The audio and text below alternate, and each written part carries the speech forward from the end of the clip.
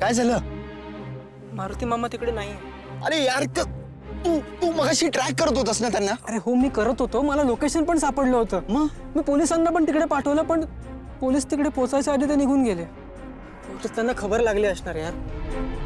पण तू टेन्शन घेऊ नकोस, मी त्यांना सांगितलंय आणि मी कॉन्स्टंट टच मध्ये डिटेक्टिव्हच्या. हां आदित्य सर, प्रीतम सर, पारू काय झालं? बराच वेळ झाला आबासाहेब कुठं दिसत नाही आहेत. काय? मला असं वाटतंय की ते गायब झालेत कुठंतरी. काय? म्हणजे आबासाहेब असं न सांगता कधी कुठं जाणार नाहीत. मला खरंच वाटतंय ते कुठेतरी गायब झालेत. आपण त्यांना शोधायला पाहिजे. काय? आबा गायब आहेत? प्रीतम, प्रीतम आबा कुठे गेलेत? मला सांगा ना प्लीज, आबा कुठे गेलेत? असे कसे निघून गेले ते? असे अचानक कसे गेले असतील? सांगा ना प्रीतम. आधी मारुती मामा गायब झाले, आता आबा. प्रीतम मला सांगा ना कुठे गेलेत आबा? मला खरंच. तू शांत हो प्रिया. अरे आबा तुझ्या घरी होते ना? हा, सांग ना आबा कुठे गेले? मी आणि आईने तुझ्यावर जबाबदारी सोपवली होती ना? तुझं लक्ष नव्हतं का आबांकडे? सांग ना बारू, कुठे आहेत आबा? तुला माहिती ना कुठे गेले ना आबा? बस बस बस, प्रीतम आबा कुठे गेले असतील? शांत हो, बस. हे बघ, तू अजिबात काळजी करू नकोस. आपण शोधू साया मामाला. हा, मला ना काय चाललंय काही कळतच नाहीये. एक झालं की एक झालं की एक. आपल्या घरावरची संकट संपतच नाहीयेत प्रीतम. एकीकडे मारुती मामा आणि आबा हरवलेत त्याचं टेन्शन, दुसरीकडे आदित्य दादांच्या साखरपुड्याचं टेन्शन आहे. हे सगळं काय चाललंय? प्रिया प्रिया प्रिया, इथे बघ. हे बघ, तुला माझ्यावर विश्वास आहे ना? हा, मी सगळं व्यवस्थित करेन. मी सया मामाला पण परत आणेन. दादा आणि साजिरीचा साखरपुडा पण नाही होऊ देणार. Trust me.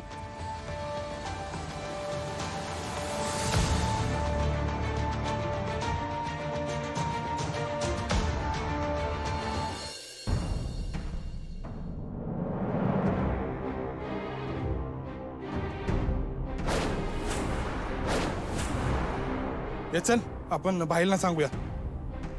चल.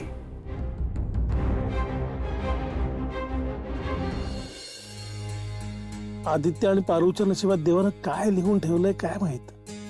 पारूवर खूप मोठा अन्याय होतोय. स्वतःच्या नवऱ्याचा साखरपुडा होताना बघणं किती अवघड गोष्ट असेल तिच्यासाठी. आदित्यला पण हे मान्य नाहीये. त्याच्या मनाविरुद्ध सगळ्या गोष्टी होत आहेत. पण या दोघांना आता मारुतीमुळे अहिल्याला सत्य सांगता येत नाहीये. सयाजी साखरपुडा थांबवण्याचा प्रयत्न करत होता, तर तो पण अचानक गायब झालाय. छे, पुढे काय होणार आहे काहीच कळत नाहीये. श्रीकांत, अरे काय रे, काय झालं? कसलं टेन्शन घेतलंयस? सयाजी गायब आहे हे जर मी अहिल्याला सांगितलं तर तिला अजूनच टेन्शन येईल. नाही, नको. आता तरी हिला काहीच सांगायला नको. श्रीकांत बोल, कसला विचार करतोयस एवढा? नाही, काही नाही ग. आज साखरपुडा आहे ना, म्हणजे घरात काही कार्य असलं की टेन्शन येतच ना. म्हणजे काही राहिलं नाही ना, काही राहणार नाही ना, ह्याचा विचार करत होतो. बाकी काही नाही. प्लीज तू टेन्शन घेऊ नकोस, मी आहे ना. कशाला काळजी करतोयस? सगळं व्यवस्थित पार पडणार आहे, ट्रस्ट मी.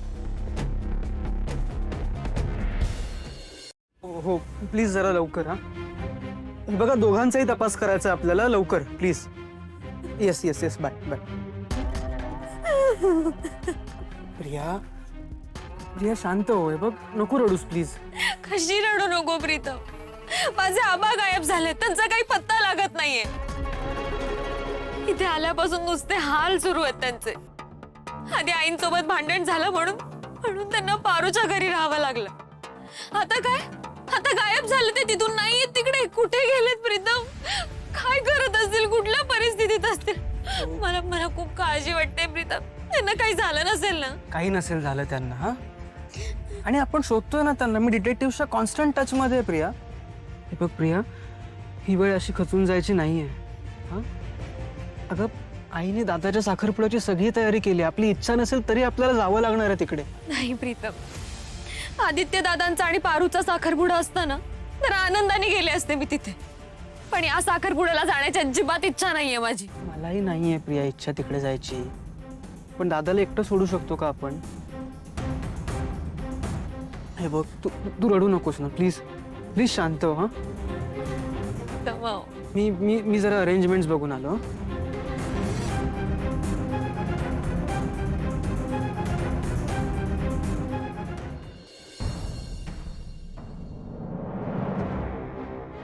आबासाहेब अजून घरी आले नाहीयेत.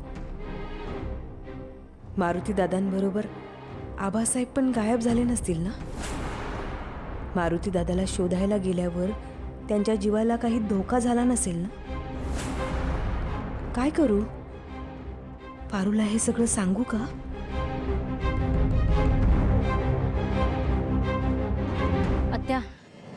आत्या तुम्ही ते स्वयंपाक. आत्या काय तुमच्याशी बोलतो, कुठं लक्ष आहे तुमचं? कुठं रावलं तुम्ही? ते मी पारू असेच आपलं पारू, ते सया मामा हरवल्यापासून प्रिया खूप डिस्टर्ब झाली आहे ग. सारखी रडते, म्हणजे मी काय करू मला कळतच नाही आता तिला सावरायला. देवा प्लीज काहीतरी कर आणि मामाला सुखरूप घरी आण रे. कुठे गेलाय काहीच कळत नाही. पारू बाळा, मला माहितीये आबासाहेब कुठे आहेत ते. काय? आबासाहेब मारुती दादांना शोधायला गेले. मारुती दादांना गोराईच्या गोडाऊनमध्ये किडनॅप करून ठेवलंय हे आबासाहेबांना कळलं होतं. त्यांना सोडवायला ते गेले. म्हणजे मीच त्यांना सांगितलं, कारण आबासाहेबांना दिशा मॅडमवर संशय होता, म्हणून त्यांनी मला त्यांच्यावर लक्ष ठेवायला सांगितलं होतं. मी स्वतः दिशा मॅडमना फोनवर बोलताना ऐकलंय. मी त्यांना सांगितलं मला वाटतं हे दिशा मॅडमनीच केलं असणार. ती दिशा हे काम नक्कीच करू शकते, आणि जर तिने हे केलं असेल ना, मी तिला जिवंत नाही सोडणार आता. जर थांबा, ते दिशा मॅडमचं काय करायचं ते मी बघते. तुम्ही फक्त आधी बाला आणि आबासाहेबांना शोधा प्लीज. हो मी जातो. एक मिनिट, एकटं जाऊ नका, सोबत माणसांना घेऊन जा. हो हा, मी बघतो, तुम्ही तुमची काळजी घ्या. सांभाळून. दिशा मॅडम, लई मोठी चूक केली आहे तुम्ही. या परिणामांची शिक्षा तर तुम्हाला भोगावीच लागल.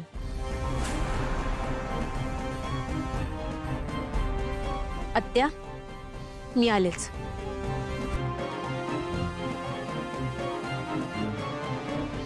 सांगितलंय तसंच सगळं करायचं. उगा स्वतःची अक्कल लढवायला जायची नाही, काहीतरी गडबड करून ठेवशील.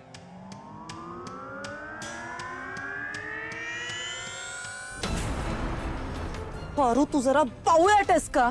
हा, या आधी तुला खूपदा सांगून झालेलं आहे की कोणाच्याही रूम मध्ये एंटर करायच्या आधी नॉक करायचं आणि मग त्यांच्या रूम मध्ये घुसायचं.